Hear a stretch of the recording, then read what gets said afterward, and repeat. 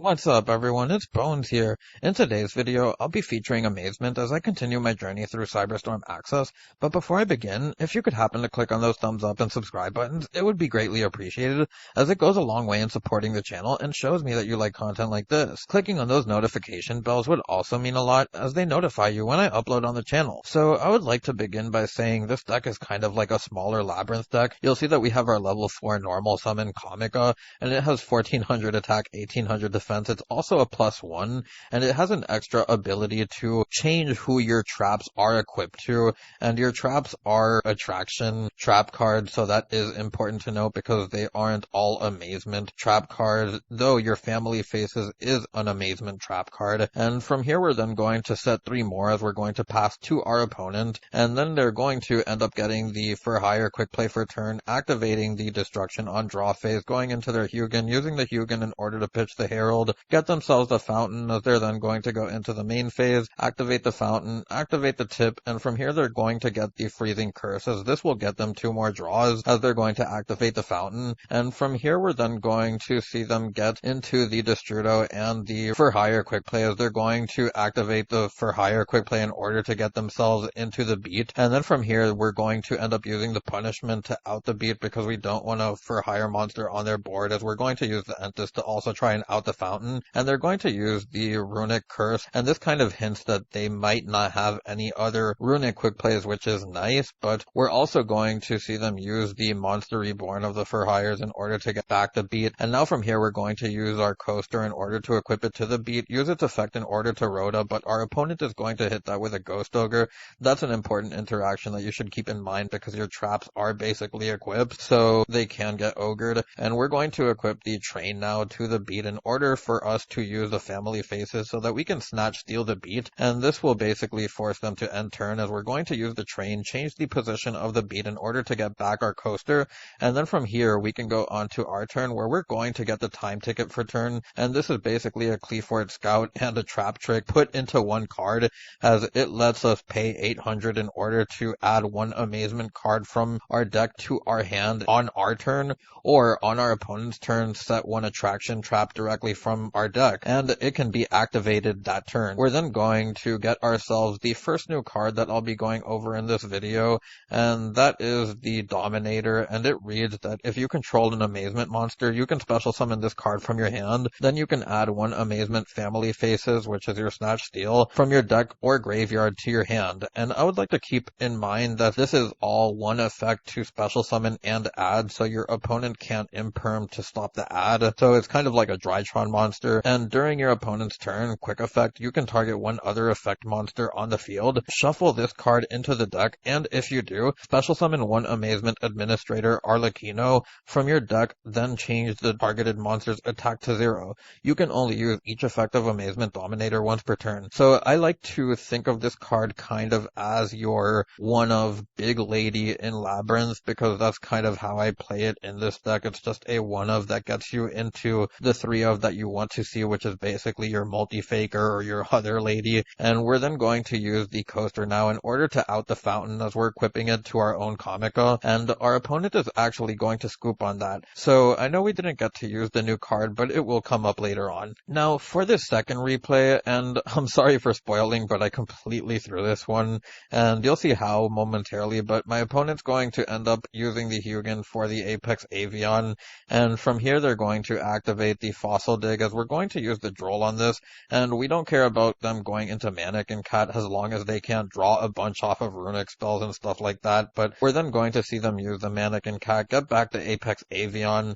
as they're then going to be able to activate the Fountain and end their turn on that, as we're then going to go onto our turn, and we do end up getting an Evenly, which honestly wasn't the greatest because the Droll ended up being on our board. We're going to use the Prosperity in order to get ourselves 1 of 3 here, and I did end up getting the wrong one. I end up getting the Harlequino or the Arlecchino instead of the Time Ticket, and this changes the game a lot, because now we play harder into Mannequin Cat, and that's what's going to end up happening. We'll then see that our opponent is going to end up top decking the Fossil Dig, which they're going to activate, and they're going to get themselves the Rex, which they'll then be able to normal summon the Rex, and from here we'll then be able to see them get the Runic or the For Hire quick play spell that they'll activate in order to get the beat. And now we're going going to use our coaster to equip it to the beat, trying to bait the Apex Avion as we're going to use the train now, and do that as well as we're going to get the Comica, use the effect of the train in order to banish the Apex Avion,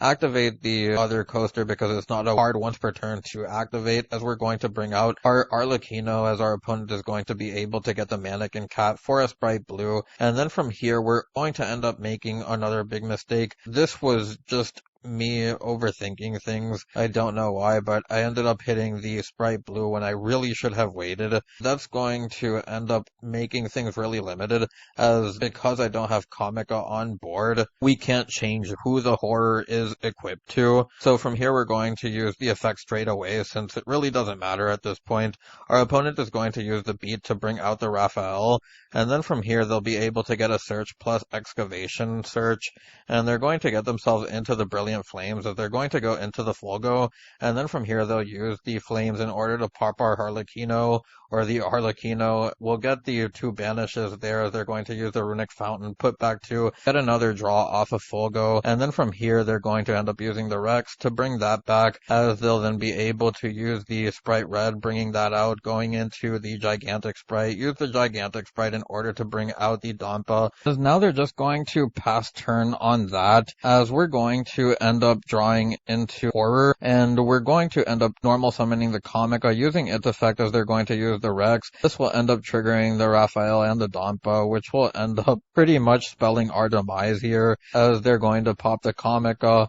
and I believe we're just going to scoop here as they end up getting a Freezing Curse, and we don't have much to play with. Now, for the third game, we happen to open pretty awkward with the two Cyclones and the two Family Faces, but it ends up being an interesting game here because we're able to banish their Fountain, and they're going to be forced to play with their other cards. So from here they're going to use the Slumber, bring out the Hugin as they're going to try to get another Fountain, and they're going to pitch the Destrudo. And the scary part here was the fact that they had access into a Synchro 7, so I had to pause here and hope for no Black Rose, but they do go into the Pixie. They activate the Fountain. We're going to use the Cosmic Cyclone, as we're then going to get rid of the rest of the Fountains that they have. They didn't have any more after that. They're going to get the draw one though, normal summon the Dampa, bring out the red. They're then going to activate the Freezing Curse. They're going to go into their Fulgo here, I believe, or they might go into Gigantic Sprite, and then they're going to get hit with the Equip, as I'm going to use the effect of the Family Faces to snatch steal the Gigantic Sprite, which is now at 3700,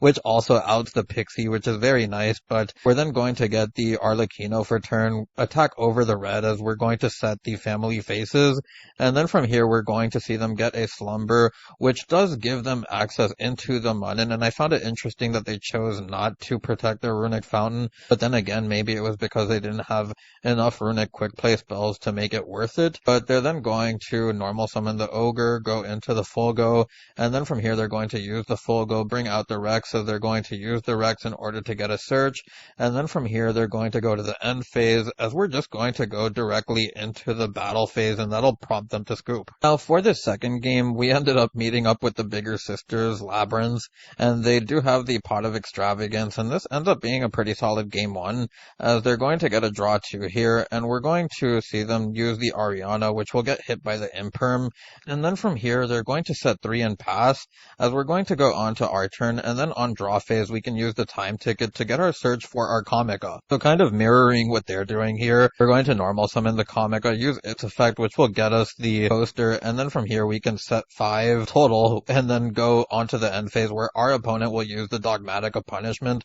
pop the Comica, and use the Entis to get rid of our back row, as they're also going to use the Ariana's effect. And then from here they'll pop our coaster, get a draw 1, bring out the big lady, as they're also going to get a pop and bring back their lady with Compulse. There's going to be a lot of interesting things that also happen on our opponent's turn, because we do get to keep a good amount of our Amazement stuff as they pop our Imperm, and we're then going to use our Horror now in order to equip it to the lady, then steal the lady with the Family Faces, and now this gives us an Effect Veiler for the Ariana since we do have the Horror, and they're going to set 2 along with the Ariana's effect, which which we end up negating, and this will prompt them to pass turn, as we're now going to get them back with our own Dogmatic of Punishment, up their Ariana along with a back row, as we do hit the Solemn Strike, and then from there we'll go on to our turn, where we do get unevenly, and then from here we're going to go to the battle phase, attack for 3,400, go on to our turn, and throughout this whole match, another thing I would like to point out, when you do steal something with Family Faces,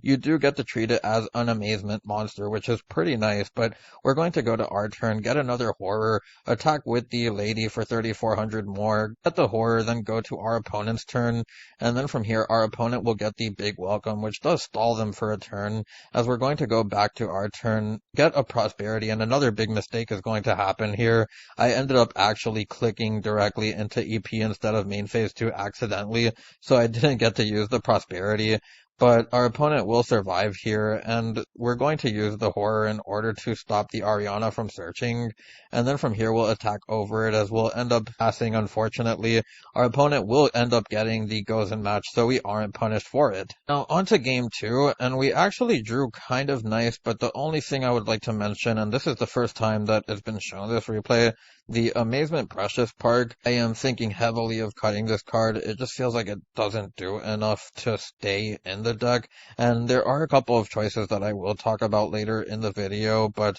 until then, just hold on for that. And our opponent is going to start by activating the Lord. They'll then normal summon the Ariana, use its effect, as they're going to also use the Lady, bring out the Lady, and they'll get the search for the Big Welcome Labyrinth. They'll then set 2 and pass to us, as now we'll be able to get 3 quick plays in the draw phase here with the 2 Cyclones and the Amazement time ticket. So they're going to end up using the Compulse back on their Ariana. We're going to use the time ticket now, getting a search for the new Arlecchino, and then from here we'll be able to see them resolve their effects, as we're going to also resolve the Cosmic Cyclone. They're going to get their Big Lady. This will let them destroy a card in our hand, as they're going to get the Ariana back, and then from here they're going to hit our Snatch Steal, which wasn't really too bad, as they bring out their Lord of the Heavenly Prison and get the EEV. But that was a very strong play, which changes a lot of what I have to do here. So we're going to activate the Field Spell, use the Amazement Comica in order to get the Coaster, and then from here we're going to use the Arlecchino in order to get ourselves the Amazement Family Faces,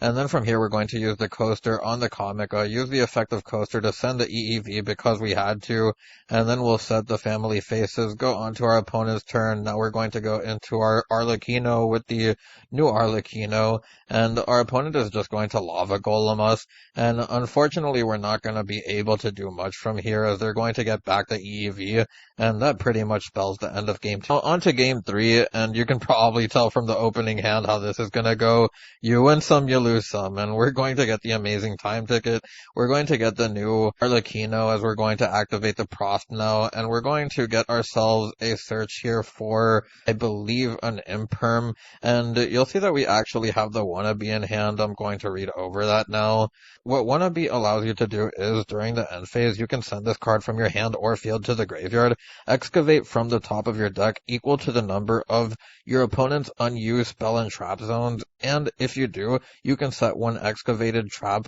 but send it to the graveyard during the next end phase. You can place the rest of the bottom on the deck in any order, and you can only use this effect of Wannabe once per turn. So another Trap Searcher, another absolute backcheck sort of, that has more of a ceiling, and it's a hand trap sort of. But we're then going to continue our turn normal summoning the Comica, as we're going to get ourselves the Coaster, and then from here we'll use the new Arlecchino, bringing that out and getting ourselves the Family Faces. We'll end up setting 3 more and going to the end phase in order to use the Wannabe, and this time we'll actually end up getting the Dogmatic of Punishment, as we do hit the punishment, and our opponent is just going to go into the battle phase and skillfully play around our board, as we have to use the Arlecchino in order to get our other Arlecchino. We're going to use the Evenly, we're going to lose all our cards, and Konami, please do something about this, but we're going to get ourselves a draw for turn, which we get the Family Faces. They're going to get themselves the Lady Labyrinth, and this is going to get rid of the Arlecchino. They're going to use the Labyrinth in order to get rid of our last card, and that's the end of this game. Now for the final match, and this time we drew the evenly, but unfortunately it doesn't come up. And our opponent is going to start this one with combo, but they do play it a little bit conservative here, as they're going to pitch the Ben 10 for the Zeta, get themselves the Meteonis, they're going to get themselves the Lancia, then get themselves the Ben 10, and it's insane how well they played around evenly here when you consider I had it in hand, but we're going to go on to our turn. We'll start by normal summoning the Comica, and then from here we can use its effect as it's going to get hit by the Herald, and now we're just going to end up setting 3 or 4 in passing, as we are going to set 3. From here, because we have access to the coaster and the family faces, we're just going to immediately take away their Vanity's Ruler, and from here we're going to get ourselves the Comica. We're going to use the Horror in order to turn that Vanity's Ruler into a effect Veiler as well, so now they can't even use the Diviner of the Herald in order to out the pseudo lock here with the special summon lock. So we're going to use the effect of the Horror, negate that, and they're going to just scoop on that.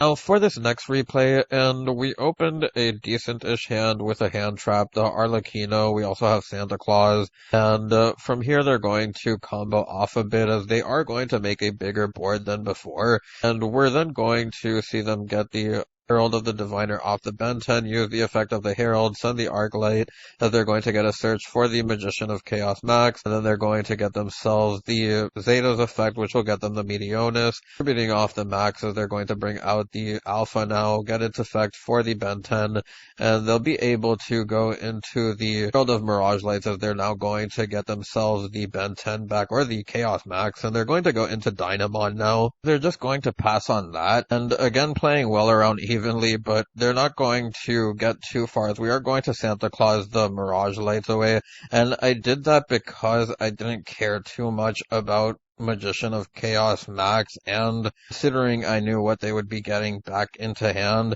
you can argue that doing it on the Dynamondo would have been better because it wouldn't give them cards back, but at the same time I needed to get over the Herald of Mirage Lights somehow, and I didn't want them to have that during their turn, so that was kind of just my thought process on that. But from here they're going to get the Mirage Lights effect, as they'll also get the Dynamondo to bring back the Chaos Max, and we're going to use the Imperm now to stop the Chaos Max so that we can use the Arlecchino from our hand and special summon that out. And now we'll be able to get ourselves the Prosperity Search here, as we're going to excavate 6, and I don't remember what I'm going to end up getting. I think I'm going to get myself a Droll, and we do end up getting the Droll, I believe, yeah, in order to combat their next turn, because I did have the Punishment, which would send Bucephalos, and Bucephalos would be able to get us an extra draw, while the Booster would end up either being a draw, or if I had to, for whatever reason, I could send a Speller Trap, but I doubt that was going to come up,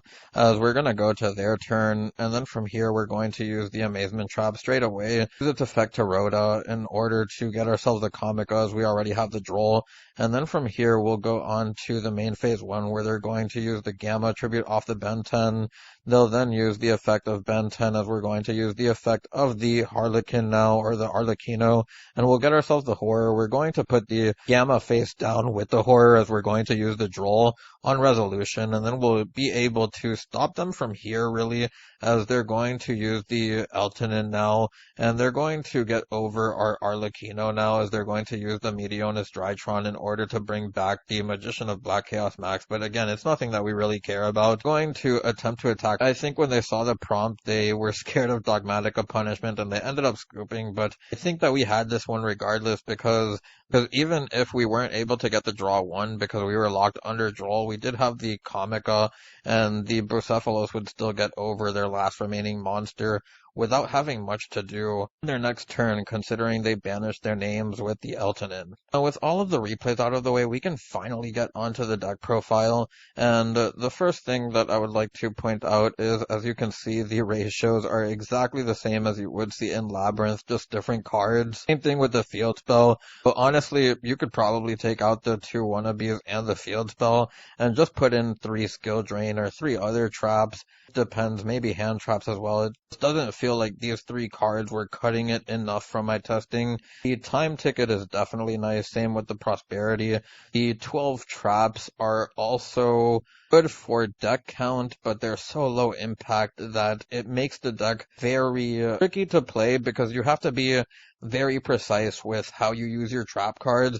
and you have to hope that your opponent doesn't have any other extender can extend beyond your initial push, because there's not much that you would have after that. And you also have to consider that because you do have low impact traps, not really stopping a whole lot, and what's going to end up happening is that they're going to end up snowballing on you. The Dogmatica punishment is basically your high impact trap outside of Evenly. The 9 slots for Droll, Imperm, and Evenly can sometimes feel like a lot too, but I feel like you do have to play them, especially with Super Heavy Samurai. Super Heavy Samurai is just an awful matchup for this deck. When they side, they have stuff like Denko Seka, then they have other back row removal that they can play. In regards to their synchros, they basically have one that's like a Harpy's Feather Duster, so that can come up also. And then going first, it's just good luck breaking their boards unless you have Droll. But you do have some cute stuff you can do when you do have Droll. And for example, on Super Heavy Samurai's follow-up turns, you're able to potentially flip Waka in their extra monster zone face down. And what that does is it doesn't allow them to go into their Link 1, and it can kind of stunt their turns for a little bit. Overall, it's just a really bad matchup. Anyways, with all of that out of the way, I'm just going to get onto the card by card because I feel like everything else was shown on the replays. And the first card that we have here is the Dominator. We then have the Field Spell, the 2 Wannabes, the 3 Time Tickets, the 3 Comicos, the 3 Arlecchino, the 3 Horror, the 3 Family Faces, the 3 Train Tickets, 3 Train, the 3 Coaster, 3 Dogmatica Punishment, 3 Evenly, 3 Imperm, 3 Droll, 3 Entis, the 2 Garura, the Skull Knight, the Adignister Wind Pegasus, the Omega, Aggregator, Dark Arm Dragon, the Baguska, Lingaribo, Farigit, and the 2 Bucephalos to round out the extra deck. Onto the side deck, we have the 3 Santa Claus, the 3 Cosmic Cyclone, the 3 Anti-Spell, the 3 Skill Drain, Judgments to round out the deck profile. Anyways, if you made it this far into the video, I thank you so much for watching and I hope you enjoyed. If you have any suggestions, feel free to leave them down below. It's Bones, signing out.